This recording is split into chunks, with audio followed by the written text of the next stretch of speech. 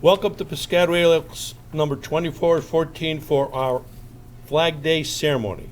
At this time, please turn off all cell phones or set to silent and vibrate mode. Please join us as we play the national anthem.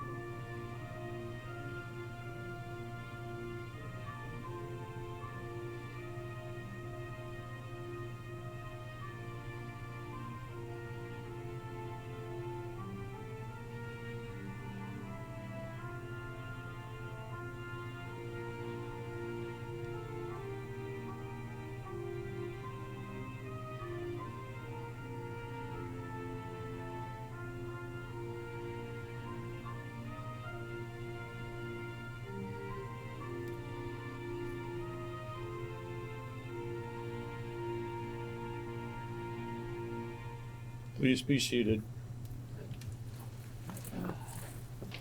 Members and guests, the purpose of this service is to honor our country's flag, to celebrate the anniversary of its birth, and to recall the achievements attained beneath its folds.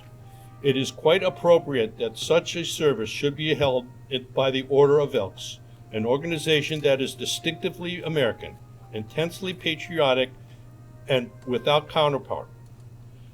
Esteemed leading knight, what are the fraternal aims of the Benevolent and Protective Order of Elks? To inculcate the principles of charity, justice, brotherly love, and fidelity, to promote the welfare and happiness of mankind, to uphold our country and its laws, and to quicken the spirit of American patriotism. Esteemed leading knight, what is the significance of the American flag? It is emblematic of the crowning virtue, charity. Esteemed loyal knight, what is the significance of the American flag? It is emblematic of justice for all.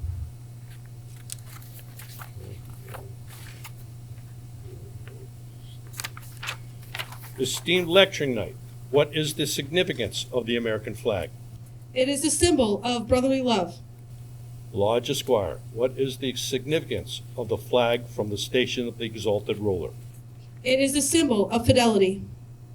Charity, justice, brotherly love, and fidelity are the cardinal principles of our order, and they are exemplified in all our services. By them, we teach love of country and of our countrymen, and loyalty to our American way of life. To be an elk is to be an American citizen who lives for their country and is ready to die for it. Please stand. The chaplain will lead us in prayer.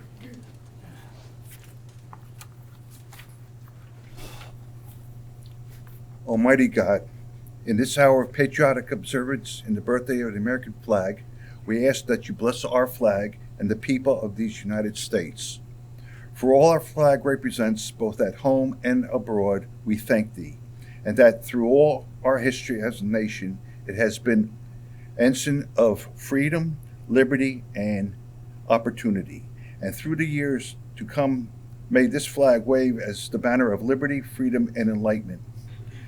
May this service bring to each of us a sense of loyalty to our country and to enable us to be better patriots, truer citizens, and more loyal Americans. To thy the glory and to the honor of this great nation. Amen. Amen.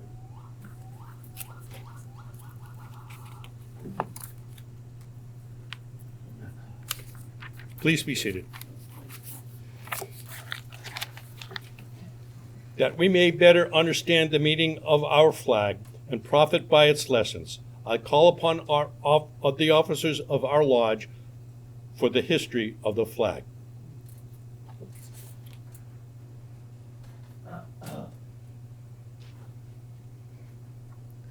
Heraldry is as old as the human race. The carrying of banners has been custom among all people in all ages. These banners usually contain some concept of life or government or those who fashion them. The evolution of the American flag marks the progress of the government of the American people.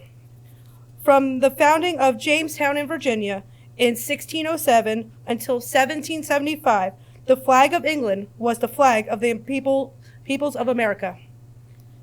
In 1775, the pine flag was adopted for all colonial vessels, and this was the banner carried by the Continental forces in the Battle of Bunker Hill.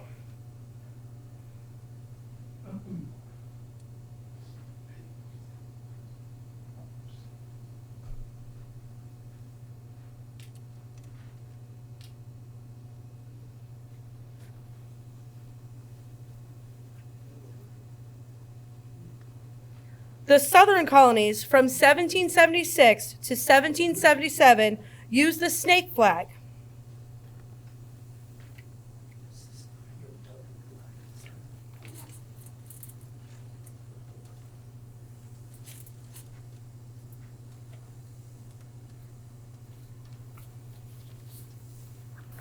In the latter part of 1775, the Continental Congress appointed a committee to consider the question of a single flag for the 13 colonies. That committee recommended a design of 13 alternate stripes of red and white, with an azure field in the upper corner bearing the red cross of St. George and the white cross of St. Andrew. John Paul Jones, the senior lieutenant of the flagship Alfred, hoisted this flag to the masthead on December 3, 1775. And 1 month later, it was raised over the headquarters of General George Washington at Cambridge, Massachusetts, in compliance, as he wrote, to the United Colonies.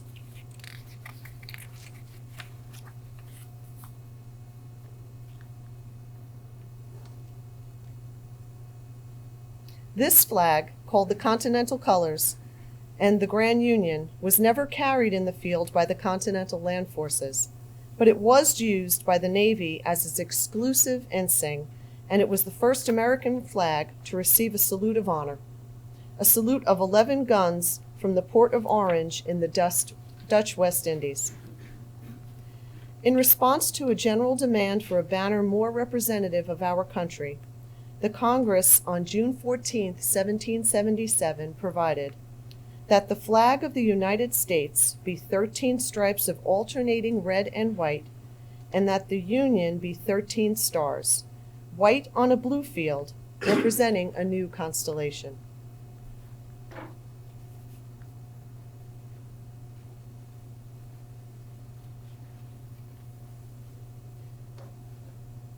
It is generally believed that in May or June of 1776, a committee consisting of George Washington, Robert Morris, and George Ross commissioned Betsy Ross, a Philadelphia Quakeress, to make a flag from a rough design they left with her.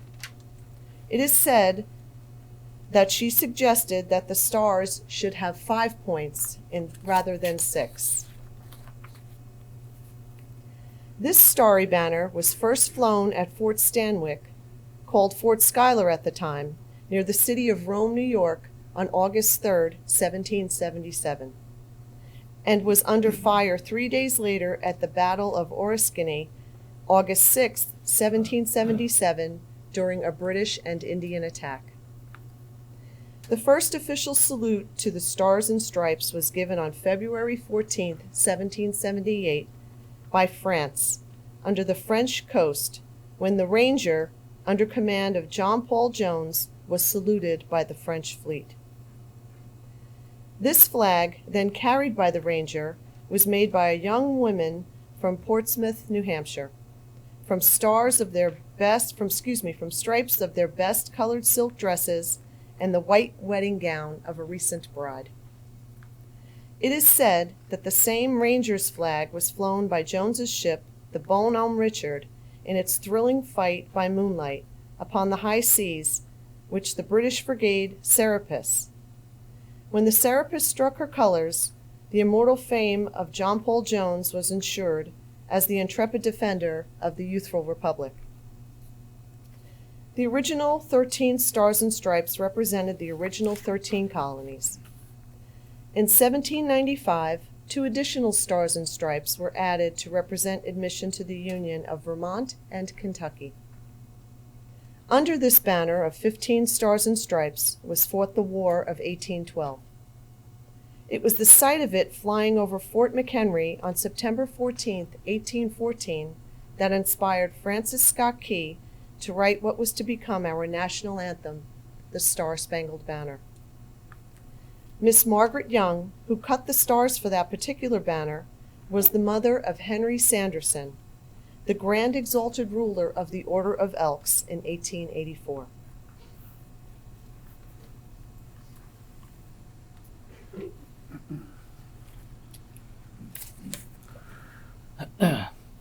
The Congress, on April 14, 1818, adopted a resolution that on and after July 4th, 1818, the number of stripes should be 13, and that the blue field should carry 1 star for each of the 20 states in the Union, and that a new star should be added for each state thereafter.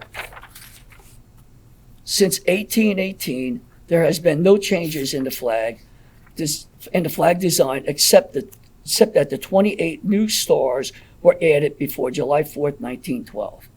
And this flag of 48 stars flew over the nation for 47 years until just before the Vietnam War.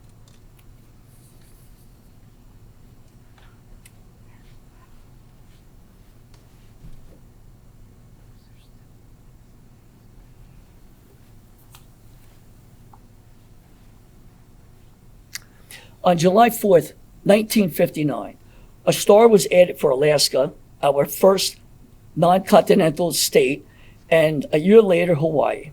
Our island state added a 15th star. Our present flag, 50 stars and 13 stripes. It is accompanied by the POW-MIA flag to recognize the plight and the miss of a special group of our armed forces, those who were prisoners of war or still remained missing in action.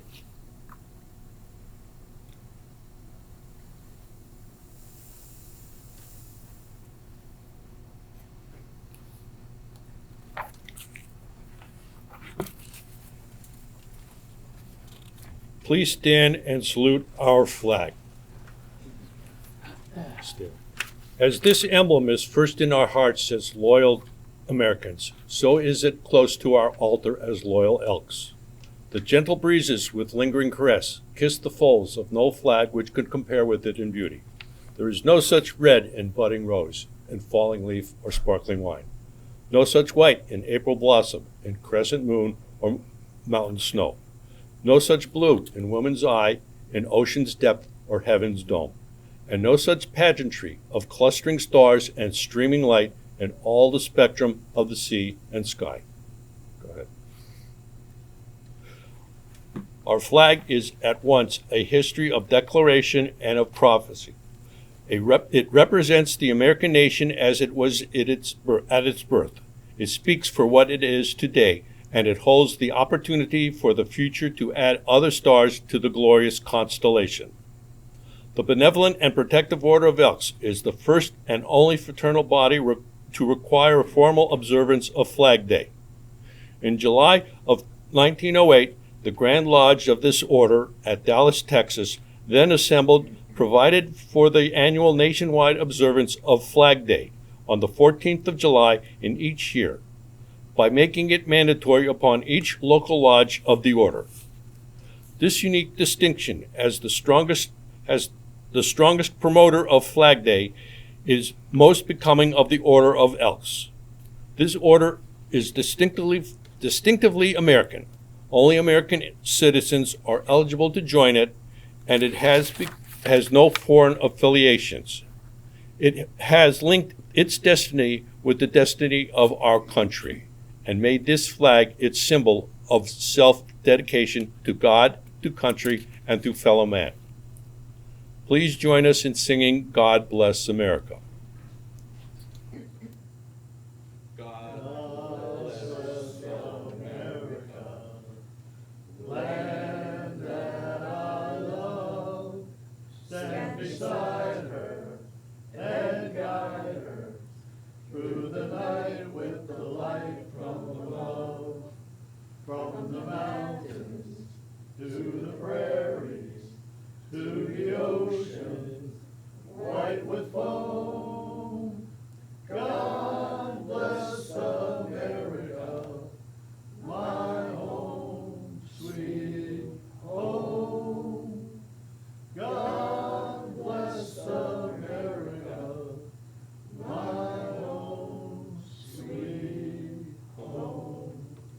Please be seated.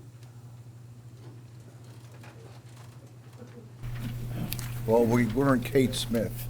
The Stars and Stripes, flag of the United States of America, the worldwide hope of all who, under God, would be free to live and do His will. Upon its folds is written the story of America, the epic of the mightiest and noblest in all history.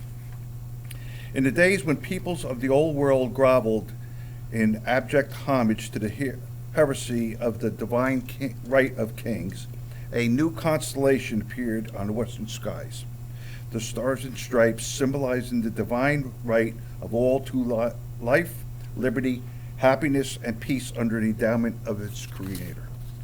To what man or woman is given words adequate to tell the story of the building of the nation? What that immortal story is written in blood and sweat, in heroic deeds and unremittent toil, in clearing the primal forests, and in planting of vast prairies which once coyote and buffalo roamed. Onward swept the nation, spanning wide rivers, leaping vast mountain ranges, leaving in its path villages and farms, factories and cities, till at last this giant nation stood astride the continent from the Atlantic to the Pacific. This is the heritage of the people of the United States. It has been repurchased by each succeeding generation and must be re-won again, again and again, until at the end of time, lest it too shall pass like the ancient empires of Greece and Rome.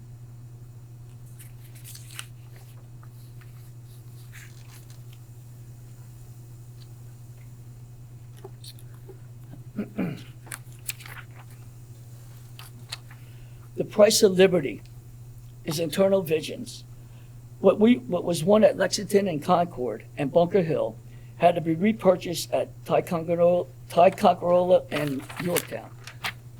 What John Paul Jones achieved upon the high seas in the War of Independence had to be repurchased by Commander Perry on Lake Erie in the War of 1812.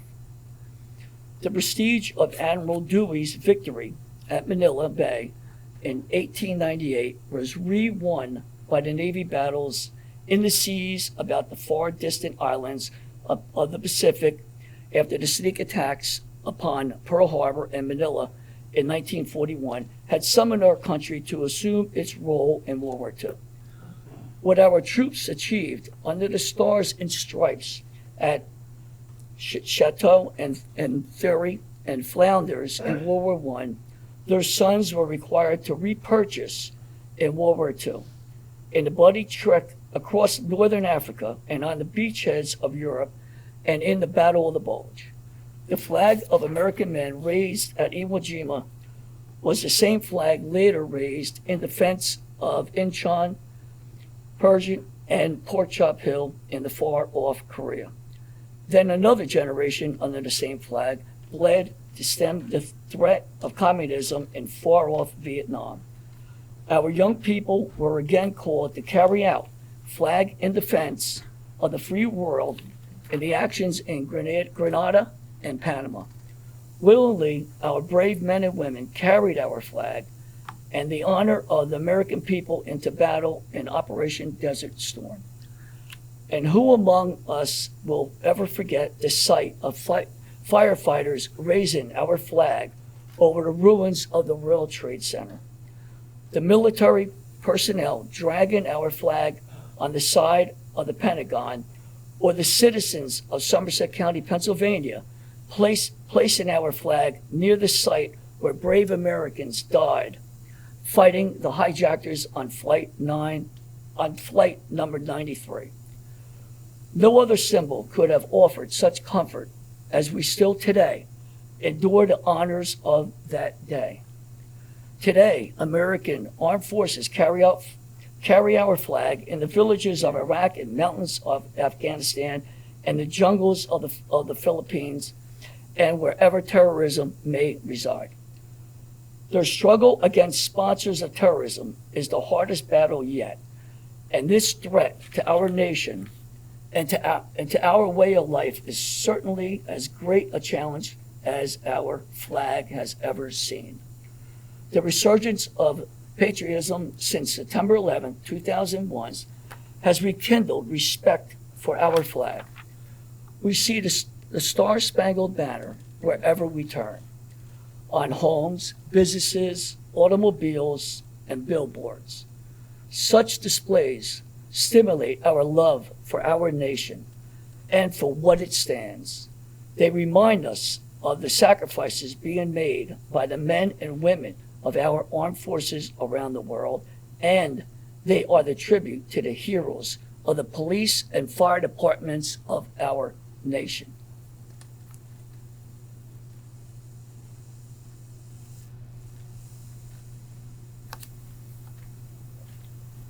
The greatest significance of this flag, however, lies in the influence it has in the hearts and minds of millions of people. It has waved over the unparalleled progress of a nation in developing democratic institutions, scientific and technological knowledge, education, and culture.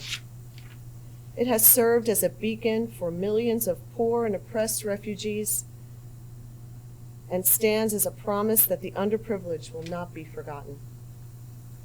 What is the meaning of the flag of the United States? There can never be a definitive answer to that question. There are people in this world who see it as a symbol of imperialism. Others see it as a destiny of the people. But Woodrow Wilson resolved his reference to these and similar views when he said, "This flag, which we honor and under which we serve, is the emblem of our unity, our power, our thought, and shape of this nation. It has no other character than that which we give it from generation to generation. The choices are ours."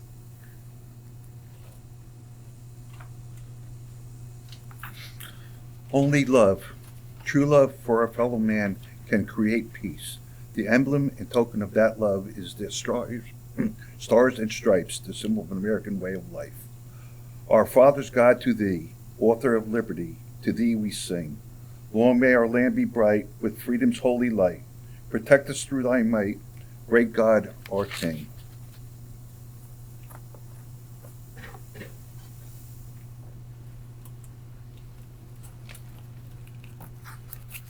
Lodge Esquire, how shall we further honor our flag? The flag is formally honored by the Pledge of Allegiance. This pledge was written in 1892 by Francis Bellamy and published in the Youth's Companion as part of the patriotic campaign of that magazine. The pledge did not become part of the flag code until 1942, and in 1954, the phrase, "Under God," was added.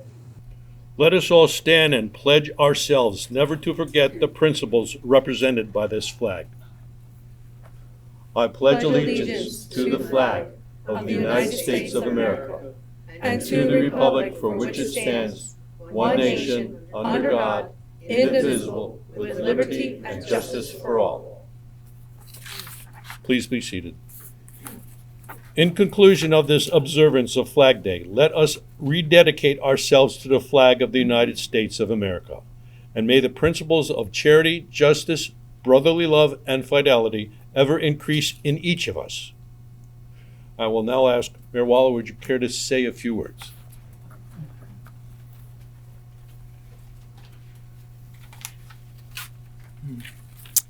Thank you, Piscataway Elks, for your dedication to the community and bringing us together today. The blue of our flag, like our country, has been changing. A changing landscape. The growth of each has been a source of wealth, of pride, of strength, yet still out of many, one. One flag, one people, one destiny. We are called to form a more perfect union. Yet today we see that bonds of our union straining, fracturing. Those guiding words are being tested and challenged. So let us use the flag to recommit to our country, to freedom, to equality, the rule of law, our fundamental rights. Let us plant our flag on common ground and common ideals. Let us all who see the flag recognize it for more than just cloth and colors. Let us all call to action for all Americans to protect our democracy and our future. Let us pursue happiness together under one flag. And thank you. And once again, on behalf of the town council and myself, I want to thank the local Elks here for sponsoring this, and also the Boy Scout troop for being here today.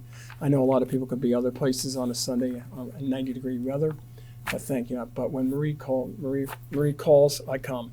So she's the boss. So anyway, yeah, thank you very much. Thank you. Thank you, Mayor. Thank you, Mayor Waller. State Trustee Betty, please say a few words.